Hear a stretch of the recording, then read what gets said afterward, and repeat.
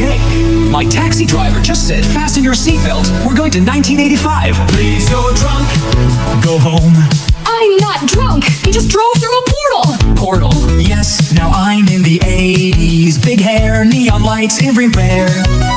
Please, this isn't Back to the Future. Call the cops, dear. I tried my phone, says no service. In 1985. OMG, ask the driver to take you back. He said he's off duty and left me at a disco helping you. Please find another taxi. I tried, but they all time travel too. What kind of town service is this? I don't know, but I just met young mom. She thinks I'm cool. Please don't mess with the timeline. Too late, I taught her the